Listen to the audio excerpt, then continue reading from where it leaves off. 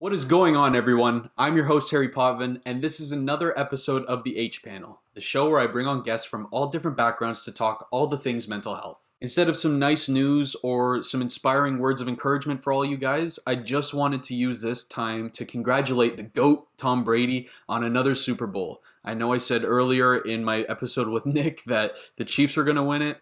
I don't know why I went against the GOAT. It's impossible. So just congrats. It's really inspiring to see some dude in his 40s just still kick ass at football. It's really impressive. So I am so excited to share this episode with you guys because I am joined by Emma and Pablo, who are also known as the Cuddle Couple. Now, the Cuddle Couple are two dedicated cuddle therapists who believe in the beautiful power that touch holds. Through their work, they aim to bring balance, hope, and a renewed sense of energy and purpose to clients through grounded and connected body and meditation-based practices. I'm so excited about this episode because if you're friends with me or you know me very well, I'm a big hugger. I love cuddling.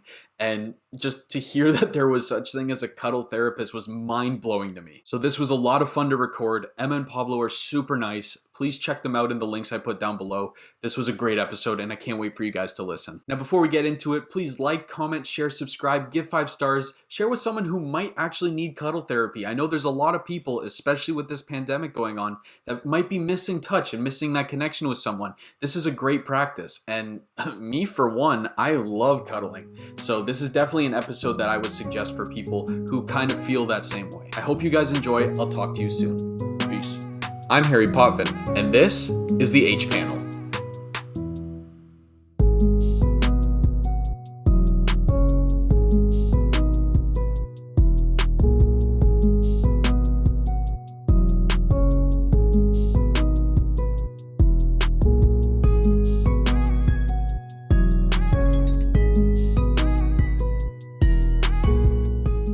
So how did you guys get into this line of work? Like what inspired you both? So for me, yeah, touch has always been really important. I, yeah, I feel like I really kind of started with it after I started meditating. Maybe 4 years or so, maybe when I was 21. So I started meditating when I was 17. And so yeah, when I was 21, I started getting into dance a lot more, and it was an attempt for me to kind of bring my meditation to kind of more of a like an external sort of expression. And that kind of led me to a lot more communities that were much more touch oriented, which I feel like I was really fortunate for because that's what I really needed. But as I got older, I think it's something that I was taking for granted because it's just kind of what my social circles happened to be. But when I looked at a lot of people I was meeting, and also just a lot of people's issues seem to often come from isolation. And yeah, I feel like it all came around, my own appreciation for meditation, psychology, healing work, connection, authenticity, all this sort of stuff, and really just valuing what I bring to the table already. I mean, I imagine similar to you starting a podcast, you kind of realize, you know what, people do like hearing my questions and what I have to do in my life. It's kind of leaning into those natural qualities you have. Yeah, amazing. Yeah. Um, I I grew up with no touch, very little touch, and kind of came to this later in life. I knew that touch was really important to me, and I wanted to kind of have people in my life that were more um, like that I could feel more close to overall. Like it just felt kind of cold. Even some relationships, it just wasn't as close, or as it just felt cold to me, and I just wanted something more. And then yeah, I found the dance community that Pablo was in, and just it was like a whole new world of like it it was, yeah, I went through so many different feelings and emotions, and like the journey of like what like could come up through touch. It was really really wonderful, and so we kind of came together and decided to offer this coming from very different perspectives. But yeah, it's been wonderful. It's been Mhm. wonderful. Amazing. Yeah. So when you guys are talking about the dance community, what like a dance group, is that what you guys mean? Yeah, something we both are pretty interested in is contact improv. It's very it's very touch focused. It's very kind of intuitive movement focused. It's all improvised. So it can be as challenging for some people as is inspiring and freeing for other people. I think that's kind of the nature of improv in general. Like if you're kind of told, okay, do whatever you want, that could make a lot of people freeze. And I think it's funny. That's what I feel I end up bringing into the cuddling sessions, like really offering people space to just be who they are, and offering space for people to explore what touch means for them. And it's one of those things where since we're offering it as a service, we aren't the person's partner or their or their friend or lover or anything like that, and so we're able to offer this space with no strings attached. So I feel like similarly to dance, so then you're able to be physically supported by another person, and yeah, just be like respected wherever you are, without Mhm. worrying that you might lose a friendship or you might lose any relationship or of any kind. Mm, Mhm. I love that. Yeah, no strings attached. That's so important. mm, Yeah, something that we tell a lot of people is that this is a good place to practice. mm, So we're kind of offering this space for anyone at any stage, a place for them to feel kind of accepted and held and met, in a without feeling, without having to feel nervous or worried or anything. It's just like a place where they can kind of experience, see what they like, what they're feeling, what they would like to try out for the future, and all in a platonic way. But just it's just a place. Yeah, often people don't get this kind of opportunity where they can just kind of see see what comes up mm. without any strings attached, right? Yeah, So it's yeah. yeah, it's something that I feel like it's sort of supplementary to. I mean, I feel like a lot of personal work. It's for this. I feel practices like this are able to kind of bridge that gap, where you often go to therapy or you go to a workshop or you have a coach or or anything self-help oriented. I feel like it can end up telling you, like, okay, like, build these support networks, go for this dream, chase this dream. But I feel that there aren't enough spaces that kind of offer like a transitional like practice space where you can kind of see, okay, like, keep on being told that I need to open up more, but maybe opening up to a new partner right away is kind of difficult, or even up to a new friend is very difficult. So if I can be, so I imagine like being in the place where, okay, if I feel that kind of vulnerability, would it feel safer then to be with people that I know that I'm coming from a very new place, and are very practiced in being with people that are coming from a new place. We've talked with people who have never received touch in 30 years of their life. We've been with people who have only been in like a long-term 12-year relationship and kind of don't understand how to approach intimacy again. We've been with people who have struggled with feeling rejected most of their life. We've been with people who have visual impairments, and even just with being with us, when we start asking them the questions to kind of observe themselves and feel their own bodies physically, it brings up the very literal recognition of like, oh, this is what I look like. Mhm. I feel like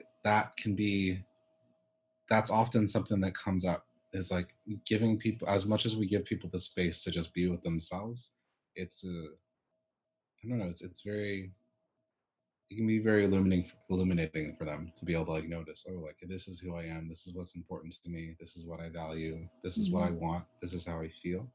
And yet not in a goal oriented way, just in the sort of like, what, this is what makes me feel comfortable, this is what makes me feel happy and Mhm. safe and connected.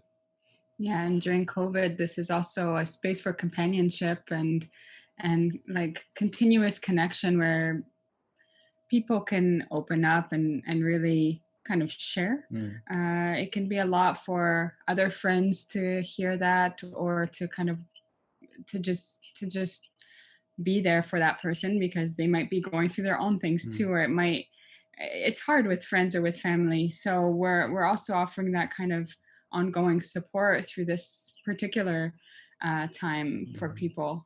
And Yeah, it's something else that that came to mind is also some people want to, sometimes they kind of tend to give too much as well. And I know that this Mm, was something that I experienced at a certain point in my life. It's like I really wanted to be so connected to people, so I was kind of overdoing it, mm, and I think I felt like I was acting kind of needy and just over the top, and I wasn't understanding why it was coming off weird, mm, and why people weren't kind of like receiving that. So that's also something that we've had clients that have felt that way as well, and that's something else that we kind of discuss and work through as well. mm, Yeah, awesome. Yeah, I can kind of relate to that because in high school I was in a relationship where it was like over the top, like touch, like you need to pay attention to me all the time. And then Mm, when I went to uni, I was in a relationship where it was the polar opposite. So mm, my mm, idea of touch was like completely skewed. I had no idea like yeah, what do you want from me pretty much. yeah, So yeah. And then I felt like I was like just acting for them after a while. It's like, okay, I gave too much, I was acting too needy, so let me pull back a lot mm, and just kind of, I'll do whatever they want. If they're kind of like not wanting too much time together, then I'll just kind of stay that way. And I mm, was kind of really, and that was how I was kind of up till the point where I met you, mm, Pablo, is like I felt like I was really acting for other people, and I mm, was disregarding what was actually important to me and where that needy kind of, that neediness came from. So it was just recognizing, okay, these things are important to me. No, like I don't want to just see someone for an hour a day. That's mm, not, that's for me, that wasn't going to be enough. And I wanted more. But so how do I do that in a healthy way? And how do I ask for that in a healthy way? mm, So yeah. yeah, it was more about pleasing the other person as opposed to Mhm. meeting your needs, right? Yeah, mm. exactly. Yeah, absolutely. So I wanted to get into the services you guys offer. So for the viewers, what exactly is cuddle therapy? So cuddle therapy, when we do it in person, well, so I want to, yeah, we do virtual and in person right now because of lockdown. We're doing virtual, um, but yeah, like I feel like what we try to offer is more of like a love oriented approach, like more of a kind of a friend basis approach, as in like I feel like in most traditional therapies or even different alternative therapies, there can be like an undertone of goal setting and there can be an undertone of kind of fixing and observing. Versus with us, we don't really try to rush anything at all. We kind of, and not saying that this happens in other forms of therapy, but we really focus on not rushing things. We really focus on giving people space to breathe into who they are completely. Like both of you mentioned, like it can be very easy to kind of go into people pleasing mode or to, even when you're not doing that necessarily, kind of forget about yourself and what you need. Um, and so in this space, it really gives people a safe opportunity to look into what they really need, what they really want, and yeah, what comes up for better or worse when it comes to touch or when it comes to talking about touch or talking about intimacy, talking about vulnerability. Because I think and with the same importance of traditional therapy, having that neutral party where you're able to just be with and you know that they don't have any vested interest in you, you're able to just fully explain how you're feeling. Like someone may express like feeling like they yeah, like feeling like, am I coming across as needy, am I coming across coldly, like what's going on, and they're able to explain that, express that, and we're able to explore that without them worrying that anything's going to happen. Like we're just being curious. Yeah, so we work in person normally Mm, during non-COVID times, and then we also work virtually. So the sessions look actually quite similar, whether it's in person or virtual. We kind of go through the same process. We have some time at the beginning where we just get to just get to ground and just get to just see where we're at the beginning, and introduce ourselves if we don't know each other, just take some breaths together, we just kind of get settled, mm, and then we'll go through different cuddling or self-cuddling positions that feel good and nurturing to the person. Mm, And those will really depend on who the person is, what's happening for them at that point in time. Um, Sessions can look very different from person to person and from session to session. mhm, So we'll really try to cater to what's going on for the person at that mm, time. We may be in one cuddling position, and from what comes up in that position, we may like it may take a completely different mm. turn in terms of like what we'll do next. So we really try to listen to what's going on for the person, and make sure that we're going at the speed and at the level of comfort that they want. So yeah, so over Zoom we uh, will guide the person from our side, and there are so many things that they can do alone as well, from their own space with blankets and pillows and anything comforting, even teddy bears or anything that feels really good for them. And there's a lot of different exercises and just poses that they can do that will feel good and that we can kind of explore. So Yeah, I mean, I feel like it all gives people, like, whenever you go to a dance class, you know you're being invited to dance. You have full permission to explore that area of dance. I think in the same way here, like, since we're offering this cuddling as a service, we're offering, this support system. We also offer that space. Like, we offer space to be with your physical body, to be with your own vulnerabilities, and to have people around you that are very much so already from the get-go, like, okay, like, here, we're here for you. Like, we don't need anything. Like, we don't need any support or anything like that. Like, we know that, no matter what high you're going through or what low you're going through, we're just here with you. And that can be very powerful. There aren't very many places that I feel like you're going to find that. mhm. Yeah, definitely. I love the fact that when you go in, there's no judgment. There's no like you said, there's no gain from your side. So Mhm. Mhm. it like allows people to kind of really let go, because I feel like that's in my own life anyway. That's kind of when I was struggling to express how I felt, or like express my emotions through touch. It was always the fear of like rejection or judgment. Mhm. Mhm. So you Mhm. guys kind of give them that free space. I love that. Mhm. Mhm. And so much can come up with touch, even self-touch. So much can come up. You can touch your own arm and have so many different feelings because you haven't done that, Mhm. necessarily before. And it can I was surprised through doing this work myself that like wow, like so much is locked in my body. Like personally, at least for me, Mhm. so much was locked in. Like I feel like one touch from you and I would just like burst into tears. Mhm. So I mean that's just me. But yeah, it's amazing what can be explored and what can come up from doing this work. Yeah, 1,000%. And on the topic of touch, I feel like there's this maybe not misconception, but there's this like stigma around the word touch itself. Mm, Like, I feel like when you're talking about we need to touch more, I feel yeah. like people misunderstand that and kind of think of it in a sexual light. Mhm. When in reality, you have all, like you said, touching an arm or arm over the shoulder, Mm, shaking hands, high-fiving, like all these minor forms of touch are so important. So how mhm. how do you guys think we can remove that stigma around the word touch?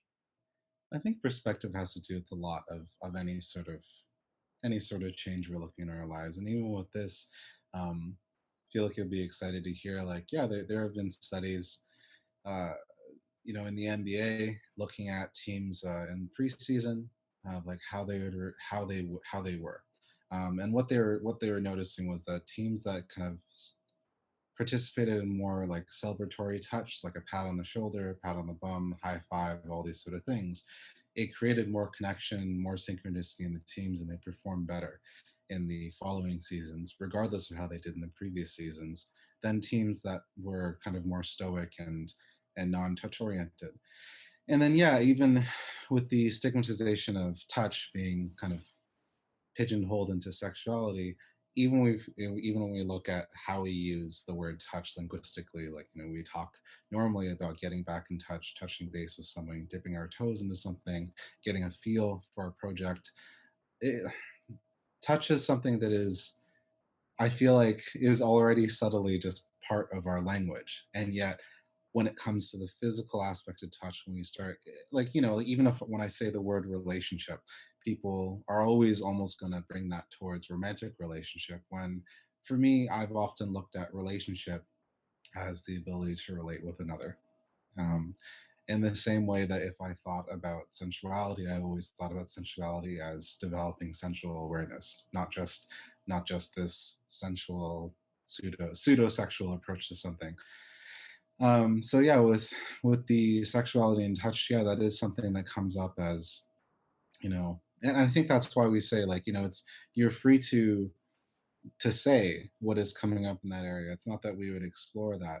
Um, this is more just an area. This is more, again, a place to practice what it means to kind of notice if you have, like, just notice what comes up in touch. Because something I could say is that I know when I started dancing, something I felt very intensely was how much my body connected touch with sexuality, and it felt separate from my mind and my intentions. And I put a lot of practice into, like, noticing, like, okay, but, like, this isn't what's happening here. So, like, why is my body responding this way, without shame, but that opened me up way more to be able to just be affectionate with men and women. I'm heterosexual, but just being able to hug men in a different way without feeling like, without worrying about how I would come across. Um, Really, I don't know, it changed a lot for me. And I think that's, again, like, something we try to offer. We did have this one client. This is pretty common. We had this one client that was very much so similar to, like, he brought up what you were saying, like, feeling very much so like he couldn't he couldn't really touch, like, friends or anyone, because, like, I only reserve touch for, like, relationship. It's kind of like in a hushed voice, like, that's only for Mhm. relationship. But then as soon as we had a session together, this was like pre-lockdown, like very early on in COVID. um he was, yeah, he was expressing, like, wow, like, you feel like a brother to me. You feel, I feel supported. I've also had other guys, that will say, like, it's amazing to feel a guy's support, because he can feel that kind of grounded nature that I bring. And it lets him know, like, oh, I don't have to be like the strong one. So even under kind of normal, like, traditional masculine values, it ends up being subverted. And you end up kind of noticing, like, oh, it can feel good to kind of have that other masculine energy that you don't have to end up feeling like you have to dominate. You can just kind of lean into and be supported by. Mhm. And something that we're really trying to bring light to is the whole spectrum of non-sexual intimacy, Mm. and really giving a space for people to explore that and see what is possible and available within that space, because it's not something that we think about too much. We really, a lot of people tend to think of, like, either it's nothing or sex, and Mm. there's not very much in between. And even for the people that are in relationships, it could be good to explore that and to see what's there. Mhm. So we are trying to bring a lot more light to this, a lot more light to what is possible within that space.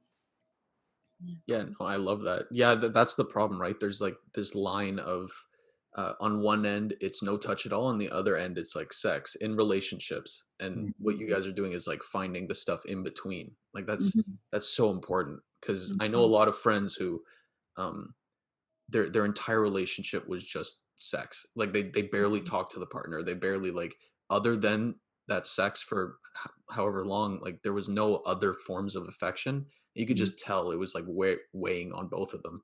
Mhm. Like it's so important to explore that. Mhm. Mhm. And people may be worried that they will become attached in that space. But again, this is a space to explore and to practice. Mhm. So if feelings of like, yeah, really feeling like attachment to us comes up, that is also something that we can explore, because Mhm. it's something that is important if you're always going to feel like you get attached to people when you're kind of within that non-sexual space, then that's something that's important to look at. So Mhm. it's not that we if feelings come up that we will reject them. Like, of course not, we'll talk about them. We won't engage in anything sexual, but we are open to talking about that if that is Mhm. something that. Mm. Yeah, right, 100%. I love the whole no judgment thing. I love that so much because I feel, especially for men, Pablo, you probably understand this. Like, just mentioning like that we need more touch Mhm. is like almost unheard of. Like, you don't want to admit to that Mhm. because, like you said, you want to be this macho guy, and if you see another man, like the biological instinct is to dominate. When Mhm. you can just let that go, let the guard down.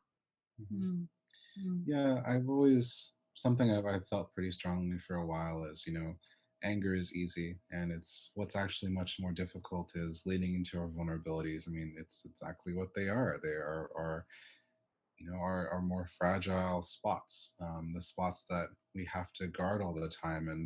And what does it feel like to constantly be guarding something? That brings up natural tension. And so, as we're able to kind of lean into that fire in ourselves, that storm in ourselves, those turbulent waves, whatever that is, that soft, mushy center of vulnerability, we're able to just enjoy like a broader experience of our own masculinity, our own femininity. I know, yes, for men more, but like for men and women both, the unfortunate thing that happens in kind of this even more sexualized world with Tinder and all these different dating services is that it can be hard to lean into the heart and what you actually need emotionally, because since there's so much instant gratification out there, it can be very easy to kind of forget, like, oh no, I want to take things a lot slower. Like, I want to feel connected with my partner. I want to build this trusting relationship with my friend, with my partner, and then even that, like separating friend from partner, it's like, you can build this sort of connection with someone. And I think that's something that is is always like, I feel equal parts like chance being lost and being gained. It's very easy to slip away from kind of the keystone of relationship to embracing it, which is to me trust and safety and love and respect. Yeah. Yeah, absolutely. On the topic of like the digital instant gratification, there's this idea that like in the near future we'll be able to replace a lot of daily functions and current jobs with technology, and then a part of that kind of leans into like physical touch with like I don't know, like therapy teachers, like um, robots, like just Mm, stuff like that. They think they can replace humans mm, fully with these robots. mm, So, in your opinion, can the physical touch that comes with an actual person, can that be replaced digitally? Why or why not? mm. I feel like it. I feel like I haven't thought about this. This is something that would freak you out. yeah, But especially since. personally, I want to say it's something that would be supplementary. Because the thing is that I don't want to discount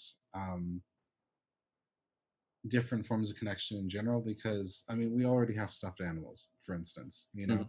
I feel like we're always going to get something obviously much more different from like another human than we would an animated yet inanimate object, being a robot or some sort of AI or something like that. But I feel like when you mention therapy or teachers or whatnot, yeah, the thing is that like we as most other caring therapists don't want you to be attached to us either. We don't, or not attached, but dependent, Mm. because the thing is that we're trying to offer a practice space. We're not trying to offer a replacement for your friendships and your relationships. And yeah, as far as I'm concerned, if someone was approaching AI or robots the same way, I would say the same thing. It's like it's something that can be transitional and supportive, but I wouldn't imagine it to be healthy to use that as a replacement. Because again, like in relationship, the thing is that those strings, those vulnerabilities, that is what makes relationship. That's what makes it difficult. That's how we build trust. That's how we talk about boundaries. That's how we talk about our needs. That's how we talk about things we don't want. Um, and if we enter a relationship, we're just getting what we want. Or sorry, if we're entering like a robotic relationship or something like that, we're just inputting a function and getting whatever we want. If we enter a therapy session only, we're kind of just getting whatever we ask for also. Um, at least with Mm. cuddling. So yeah, I feel like in both regards, like this really is a way to practice and kind of get used to asking for what you need and get used to being curious about what the other person needs, what's comfortable for them, so that when you go into your real life, or no, I don't like to say real life, but when you go back to kind of the ordinary, the kind of status quo that dating can be, you can state what you need a lot more. um I know I've always been different. Like I didn't have sex until I was 23 or 24, because I just felt very clear about wanting like a very romantic relationship first. There were plenty of opportunities before that, but I just didn't want that. And the thing is that even after that long-term relationship, after that, I also had a lot of experiences with single relationships and having lots of sex with different people, and so I've lived, um, but I feel like I want to be able to encourage that to other people. I like to show people that you can explore the full spectrum of relationship, whatever that is. Or you can expect one part if that's Yeah, what you want. Yeah. I think that the what we're I think with um, robots and AI, I think, and the kind of automation of work, I think what will be left and what we will always want to keep is that human side and that human connection. And so I would tend to say that it could be easy to kind of turn to whatever it is. It could be stuffed animals, it could be robots, whatever it is, it could be an easy way. But I think, like, to feel kind of whatever it is that you're needing at that time. But yeah, exactly, this is the place to practice and to lean into what may be uncomfortable, what may be um, whatever it is that we need to kind of explore to bring more of that human connection back. So yeah, I would agree with you that it I wouldn't encourage that to be something to be dependent on, um, and that looking at like the human side is really, I mean, that's what brings life. That's it's life. That's life. Yeah, Yeah. absolutely. I haven't thought of it in that way. That's a really great point. The transitional, using it as like a transitional way, same Mhm. way you guys use your services. That's a great idea. Mm, Yeah. So, and then kind of moving forward here, obviously with the pandemic, you have to stay 6 feet apart. People are talking through windows. Like the touch is not really a thing that's going on right now. Mhm. And BBC, like the big corporation out in Europe, they did like the largest physical touch study in history, I think.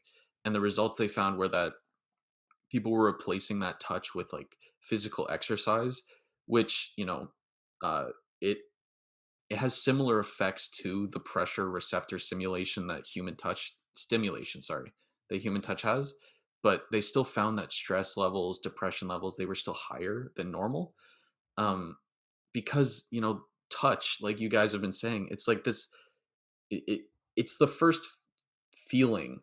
Sorry, I can't talk today. It's this first feeling that like you get in the womb. It's the first sense to develop. And Mhm. if you whether you believe in like evolution or not, like if you look at videos of the great apes, like if you watch them interact, they're communicating through touch. Like mm, it's hardwired into our biological system. Like Mhm. touch is not just like we've been saying, it's not just sexual, it's not just sensual, but it's like it's a way of communicating. And the Mhm. pandemic has kind of made us fear touch. Like they're mm, telling us not to touch people. They're telling us, 6 feet apart, mask on, and you're losing that whole side of communication, which I Mhm. think is got to be why we're feeling so separated right now. Like they're Hmm. saying the world feels colder. Mm. So Yeah. how do we fix this? Like once we get back into the real world, like once this thing gets lifted, hopefully, how do we fix this inevitable fear of touching people? Yeah, sure. So I have so many things to say. Um, One thing that's good in this pandemic is people are realizing that touch is really important, and I think the people that had been taking it for granted or hadn't even really thought about it are starting to feel like, okay, this is important. This may be important. So that's something that's good, is that this dialogue is kind of starting on like, wow, like, okay, or just these feelings are starting of like, wow, okay, I'm really like craving this right now. Mhm. Yeah, we've talked to, I mean, a lot of our clients are people who are feeling this, obviously, and feeling this lack of touch. Um, but something that we try to do, as much as it's not the real deal of really being able to be together and have that, is especially in our early conversations when we were talking about doing the virtual, it's like we have to adapt, we have to try to work with what we have, and at least we know that this is temporary. Hopefully it Mhm. will, it is temporary. um but what we've tried to do is try to be creative and find the different ways that we can really bring as much of that as possible to people. And one of those ways, not just through doing exercises and self-touch exercises virtually, but it's also really bringing that authentic, like real connection with people, which is hard. And I think not many people do it just between friends or even with family. It's just, you just have kind of the superficial Mhm. conversations, but here it's like really like, no, we want to be with you, we're here, we're Mhm. here. And it's bringing that to people during this time, that I think that's half of it, that's half of what you get from being in physical contact with people, is just feeling like you have that, you have Mhm. those people that are there with you, like really with you. Mhm. And something that we emphasizes that we are not here just during sessions. This is something that makes us different from a lot of people, and a lot of a lot of therapists, a lot of different service providers, is that we don't want to just be there during that session. If you're feeling something in between, or if you want a conversation in between sessions, like, we're there. So we're not. This is about life. This is about connecting. This is about kind of being the change we want to see. So we really want to be there for people as much as we can and create that authentic connection. Yeah, but like with all that said, I wouldn't want to discredit people that are using different ways to kind of get that those same releases chemicals in their body, whether it's exercise or what have you. Because the thing is that like we've had many other periods in history, like whether it was the Great Depression or the Spanish flu or World War II or World War I, um, Iraq War, like all these different things, all these like huge events. And we're just talking about things that affected North America. There are many other travesties in the world that have happened across history. Civil rights movement, I could just go on.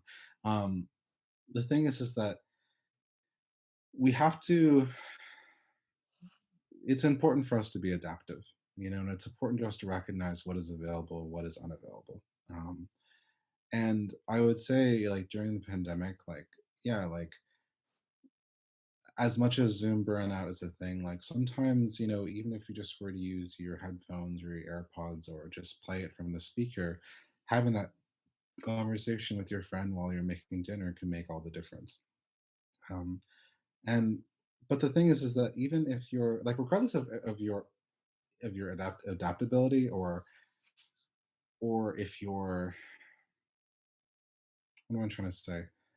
Whether you're using exercise or whether you're finding other ways to form connection, I think it's important to know that, yeah, everything is temporary, and like this is a way that you can approach physical touch right now, and a way to accept that you don't have physical touch right now, you don't necessarily have that community right now, but to know that in the future you are going to also have to be able to recognize that, yeah, like, this is temporary, so I will have to, if I want to, like, reintegrate.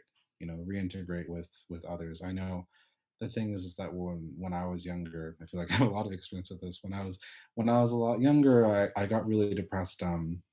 Maybe like 14 to 17 or so, and I know like during that whole period, like I found out I didn't have 100 friends. I had two friends, and and at the end of that period of my life, like I don't know, I hadn't socialized for the longest time, and there was no handbook for it. There was no rule book for like how do you transition back into the social world, and yeah, like as much as it was daunting or difficult, it also I don't know. I think what got me through it was just kind of knowing, like, you know what, like this is, or yeah, what got me through it is knowing what I want and like how I want to develop that. Because the thing is that I feel like if we're clear in what we want and what we need, that will lead us home. You know. So regardless if you're coming back from the Great Depression or you're coming back from pandemic, I think staying true to what you need and who you are is going to lead you home. And I think that's why during our virtual sessions we stress a lot, about like coming back into physical contact with the body, coming back into awareness in the body, and like how you're feeling and what you need. I know for men, like this comes up more strongly in different ways. For women, it's always beautiful to have that space. And since we do it together, though, that's a whole other thing. Is that like men get to hear it from a man and a woman. Women get to hear it from a man and a woman. Um, Trans get to hear it from like accepting men and women, and like that's the whole thing. Is that like I don't know. It's like we're just trying to offer acceptance, So I don't know. Mm-hmm. I think that's all I got to say Mm-hmm. there. Yeah, no, I love that. When you know who you are and what you want, you attract the right people. Yeah. Mm-hmm. It's so important. And Yeah. what you just mentioned, I like that. Like having trans people come in and hear it from both, like a man and a woman without judgment is super important because I feel, well, I mean, I can't speak for them, but like I know people who are in that, um, who are trans, who feel like they're isolated all the time because they just feel like there's constant judgment. So Mm. having that space where there isn't any, so they can actually let their guard down, that's so Yeah. important. Mm-hmm. Yeah, I mean, it's something I feel sensitive towards, as well as any sort of physical or mental difference. And yeah, as well as like people of color, obviously for myself, like it's very different. Hmm, how do I say it? Like as as well meaning as I don't know how do I say this? Like, because I also accept that, we're not trans, and of course, we would never be able to feel it in the same way a trans person could. All we can offer is that as much as we can, or as much as we're able to empathize, we are trying to empathize and just seeing you as a human. We see you in your struggle. Mm-hmm. Um, for people of color, I know I inherently feel that in a very deep felt way, a very like experiential way, and so I can offer that in a different way than Emma can offer that. Um, but really, I think what I'm trying to say is that like regardless of our own personal experiences with experiencing or being in like various types of minorities, I think it's something that overarching we try to just offer is acceptance and non-judgment and love, because I don't know, I feel like everyone is often looking for connection, and whether we find and one of the most common ways we find that is in our society. When we don't find physical connection, we find it in our society, and as much as that can bring a sense of comfort, it still doesn't necessarily bring a sense of how do I say it, like it's harder to be yourself if like your sense of connection is based off like hundreds of thousands to millions of people, you know versus if you're with someone who is invested in you and seeing who you are and how you want to grow. I think is very different. Yeah. Yeah, you feel a lot more connected when it's like a handful of people. Yeah. Mm-hmm. It's hard to relate to all of Canada. for Yeah, example. yeah, it's a very serious thing though. When it comes to isolation, a lot of people, they do find a lot of solace in, yeah, in various political parties, because it can be hard to find that connection elsewhere. Um, Mm, and not necessarily political parties, but also communities, like someone being a part of a dance community or a Reiki community or a DJing community. Like, mm, community is something that we all crave, I feel. But in that community, what we're really craving is connection, and in that connection, I don't know. It's funny, like when I think this is why I felt comfortable with the like robotics question, was because I feel like there are a lot of ways that we already, without robotics, like kind of try to supplement connection. Whether it's in our dance communities, whether it's in our work, whether it's in our exercise, um, whether it's in our relationships. Getting distracted by wanting to make sure the other person is okay versus seeing if we're doing okay and how mm, we feel and what we need and what we want. mm, Yeah, absolutely. Yeah. Oh, I had a point. Oh, darn it. No. Oh, wait. I think I got it. This is so embarrassing. I do this like every episode. That's okay. Um, yeah, that whole I got it. That whole like sense of community, I feel like is just like I said before about touch in general. I feel like that's so hardwired because like if again, if you look like in our past and like through history, like we've always had a group or humans have always had a group with like-minded individuals or like people with similar values to kind of feed off of in a way, Mm, if that makes mm, sense. So I mm, mhm. feel like that's really important. mm. Yeah. Yeah. Absolutely. Something that we want to do post COVID is really create more community events and events that we can kind of gather around, to build this more too. Yeah, and the thing is that like it's funny, like yeah, of course, utopian society, like if you're in sort of these tribal communities or this grand tribal community, uh the biggest risk there is that you can lose yourself in that. You Mm, aren't able to find really who you are. And so I think the thing is that even in the smaller community that we would be building, the thing is that there is already going to be an innate flexibility because everyone's going to have different boundaries, everyone's going to have different needs, different wants, different, you know, all that likes. sort of Yeah. thing. Likes, dislikes, that's what I was trying to say. And so yeah, like I feel like hmm, yeah, like I think what I'm trying to say is like society, or not society, sorry, communities are very important, but I think it's more important to recognize different communities. I think when you look back in history, like this is kind of what ended up happening, right? I mean, whether people fought or they agreed or grew from each, or sorry, whether they fought or they agreed, like we did grow, like as a civilization, because we saw what worked here, what didn't work here. The victors took what worked, threw away what didn't work, or threw away what worked and took what didn't work. But it's like, for better or worse, it's like the thing is that we're constantly evolving. And so if we're kind of still just stuck in our own personal communities with our own needs and our own wants, then it doesn't really, it can limit us. Mm. And in a way, I want to say that would be like anti vulnerability, because if we're not willing to look at like what makes us uncomfortable, then we aren't able to even question if maybe that's just a fear from our past, or whether that's something that we actually really want. But we also work with a lot of people who are part of groups and part of Mhm. communities that, despite that, still feel really alone and still feel really, yeah, it's what you're saying. It's like you could be part of a community, but it could be a biggish kind of community where you still feel unconnected to the individual people. Mhm.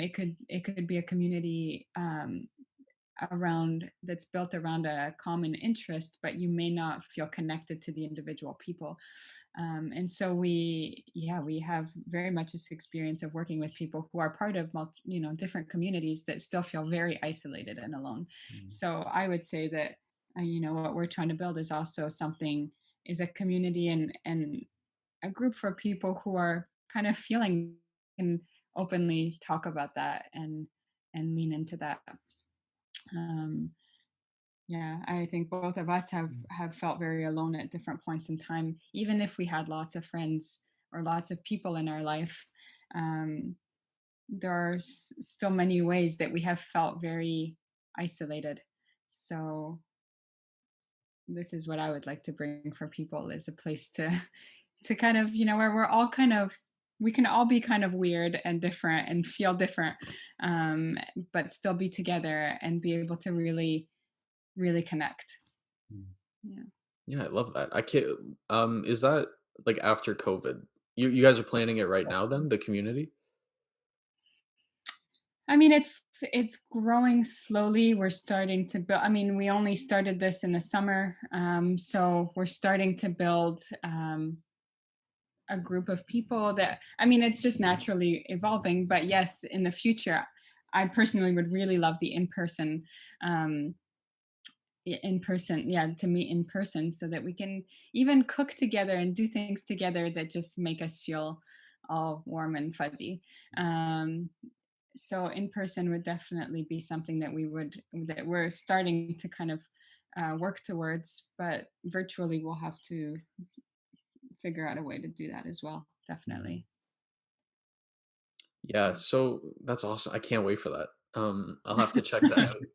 Um, so I have two questions that I ask all the guests for this season, and we've kind of already talked, like answered the first one about like how important touch is in community and all these things during COVID, but also afterwards.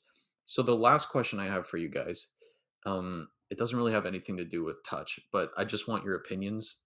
So I've been getting a lot of people messaging me from like what this quarantine has been going on way too long. From like July or June. Mhm. It feels so weird to even say that, but Mm, I've had people reach out to me saying like how stressed and anxious they are because, excuse me, because when the quarantine first happened, you had these people coming out, like these influencers and like people on social media saying, now that you have all this free time, you need to act, you need to do this, you need to do that. When in reality, like the pandemic was traumatizing for a lot of people. On one level or another, we all experienced some form of trauma because mm, we've never been through something like this. And mm, some people took this opportunity to like rest or to deal with that trauma as opposed to going out and making $1 million or making an Oscar worthy movie. And mm, they're feeling anxious because they don't feel like they've done anything quote unquote significant mm. during this pandemic. So what would you want those people who are feeling stressed about that, what would you want them to hear? I would want to say that, and how do I? So, as like cliche as this can feel, like life really isn't a race. Like that's the bottom line. I know for me, like the most important thing to me is the family that I've been, growing with Emma and Micah.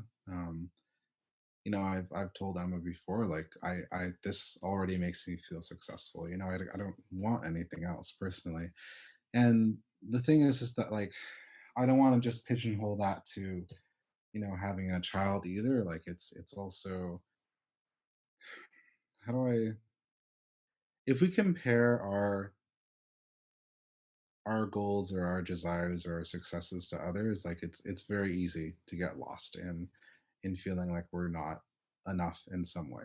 um but the thing about, as you said, the trauma that can come up, um whether it's whether it's that the pandemic is triggering other traumas, or whether we're just experiencing the strain of this global crisis, it's important to recognize that the exhaustion that you're feeling, the need for rest that you're feeling, is completely related to that strain. And to tell yourself that you're not doing enough is like, well, you're already doing a lot. Like Mm, you're doing the work. Your body is clearly physically doing the work for you to feel that tired, for your mind to feel that tired. We wouldn't, put down someone with a broken leg or an injured leg for not running a marathon, and in the same way, like right now, like a lot of things are coming up for people, and so I would say don't put yourself down either. It's like you're healing, you're coping, you're growing, you're learning, you're adapting. These are all huge successes, and the thing is that, as you said earlier, like some people use physical exercise. Like I would argue it can be very easy for other people to also use work and other personal projects as a coping mechanism. Also, that's not necessarily a form of success. It just happens to be a traditional form of success. I think, yeah, like this is something I've had to teach myself a lot, with depression when I was younger. If I only looked at it through that lens, I would only ever feel like I was behind, or I would only ever feel like I was not this or not that. But I was fighting a very different battle. And I feel like everyone is fighting very different battles. And if we only compare our successes to like monetary successes, or large project oriented successes, then we're never going to be happy. Mm. We are big proponents of rest. Like Yeah. through the Cuddle Couple, what we encourage is rest. And this has been such a tough year for us all. The past couple weeks, I've noticed a lot on social media people who have expressed that they're feeling really tired or really unproductive. And my answer to them all is just take it easy. Like, take it easy. Like, we are dealing with a lot. It's a lot more than we even may feel like it is at Mhm. times. So we should allow ourselves to really rest in that rest.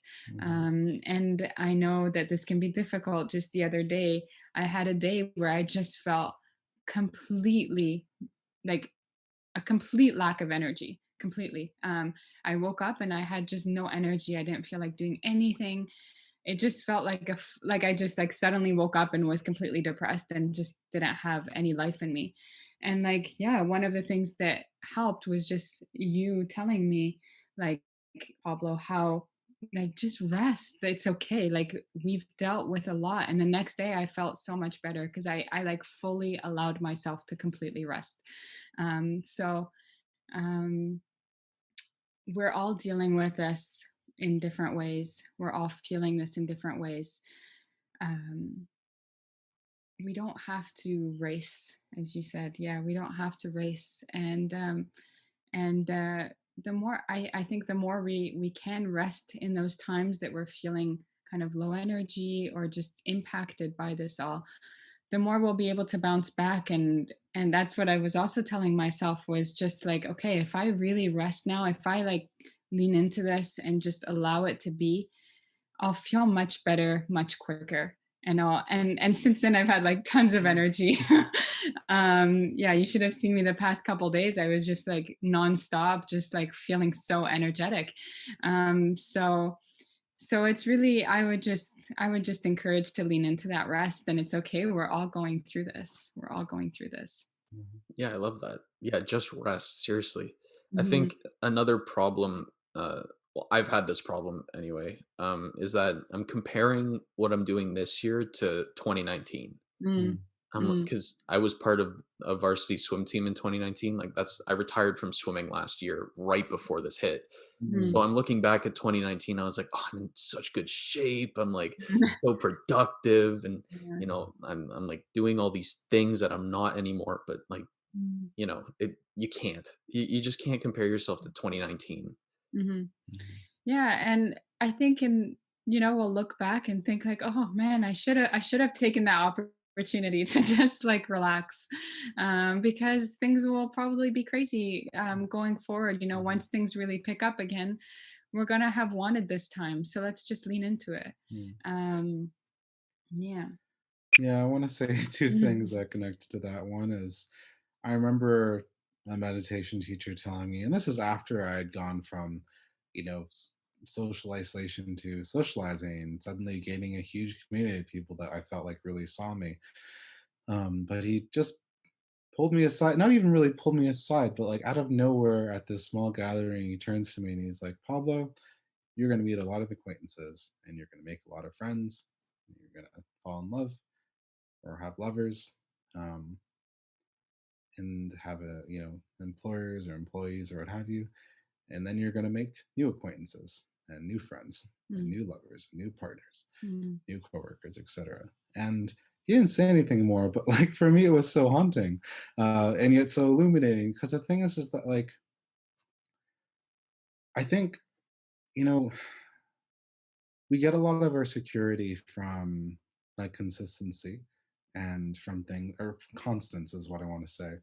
But the thing is that everything when we really look at it is very ephemeral. Like things are always changing.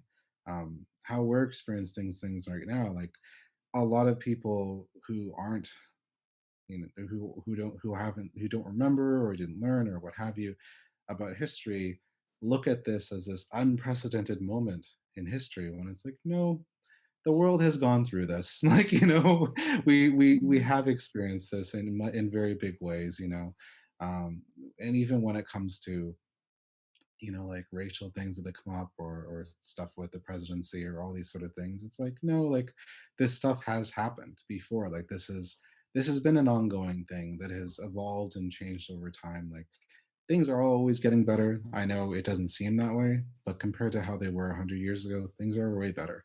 um, and so yeah, what am I trying to say? Like I'm trying to say that like I feel the part of adaptability that I feel is very healthy is the ability to recognize that, yeah, like as much as we want to control everything, we really can't. And as much as we can ruminate on our pasts or get excited about our futures, neither are happening right now. Neither mm. ever happen right now. All we ever have ever is right now. Period. Like Yeah. period. And so like with right now, like what are you going to do? Like noticing that you're exhausted, or like are you going to worry about not getting something done tomorrow, or are you going to compare yourself to how productive you were a year ago, or are you going to rest right now because you're tired? Mhm. Are you going to get very anxious about wanting to finish a project, or are you going to notice like, no, I'm anxious right now, like I'm caught up in this whole other feeling, why don't I address that? It's very easy to kind of slip away from reality, I think. We had a client a couple weeks ago.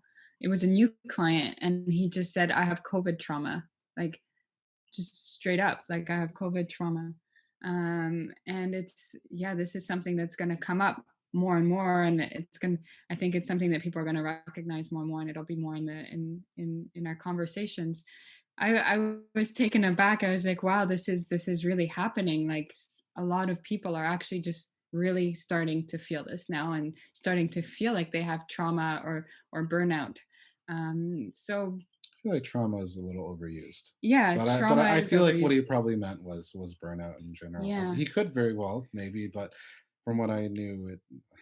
But there are now articles coming out about COVID trauma, as well as COVID burnout. Um, and whatever people identify themselves as, if they Mm, feel like they have that, it's, yeah, all we want to send out is love mm, and just having that care and that compassion, that self compassion. Um, and that's what we want to give to the people that we mm, come across as well, is just telling them it's okay. And this is really, I mean, we've said it throughout mm, this recording, but it's this is this is your place to rest. This is your place to just, it's okay, it's okay. You're still an amazing human, you're still whole, you're still mm, wonderful. And that's what we want to, that's the message that we want to get across, is mm, like you're not anything for feeling this, like you're just as mm, wonderful. So yeah, I think that's the ultimate message. mm. Yeah, and my response to like using the word trauma, I think that comes from like when I think about anxiety, like sort of the highs and lows that can come with this with any sort of mental processes. I think it's, yeah, it's important to have space when someone says that they're feeling some way. Um, but I think in the same way, like I don't want to I don't want to feel the fire of someone's fear potentially. And so I think whenever I hear that, I listen to them, but I also gently try to inquire, like, what else are you feeling? You know, like, are you also feeling worried about this thing? Are you feeling, job security worries? Like, are you feeling socially isolated? Like, what are these other things that you're feeling? Because the thing is that I feel like something that may be more accessible to people is that instead of jumping to trauma, I would say that we all have a different tolerance level for crisis situations, like, how you might respond to these sort of situations. And yeah, as much as what has been going on currently has happened in history, it doesn't mean that we have all gone through that. Um, it brings me comfort knowing that this has happened, but that's me. But the thing is that, yeah, like for me, like I get very caught up in feeling, you know, very, I don't know, just missing dance a lot, or missing communities a lot, or missing my friends, or missing that, or missing that. But I feel like that is something that I've also had familiarity with because of my depression when I was younger. And so I think something I try to offer people when they bring up these sort of bigger feelings that they're feeling with COVID is like, is this something you felt before? Like, is this something that you've experienced? It could be very new. And so, kind of in that newness, things can feel very big and scary. And so, I kind of try to kind of bring it to that this is very new. And, yeah, don't get too scared. you know? I love it. Yeah. Where can my viewers find you guys? So we are at thecuddlecouple.com, Mm. and we are also on Facebook and Instagram at the Cuddle Couple. Very easy. I love it. Yeah. Yeah, and I mean, we welcome messages or any kind of reaching out. We'd be happy to talk more about these topics, and talk to people who may have felt anything related to this, feeling isolated or alone or anything. Yeah, we'd be happy to chat. Yeah, and of course, if anyone's ever interested in sessions, like, we do know, like, job security is a thing right now. So yeah, or I mean, even before pandemic, after pandemic, like, we always want to be accessible. So if there's any sort of leniency you need, if there's any sort of sliding scale you need, you're also always free to ask. Amazing, guys. I love what you guys do. I love your page. So if you're watching this, if you're listening to it, please check it out. It's awesome. So to all my viewers, I will see you guys next time. Hey guys, thanks for watching another episode of my show. If you want more episodes of the H Panel, the button's going to be right here.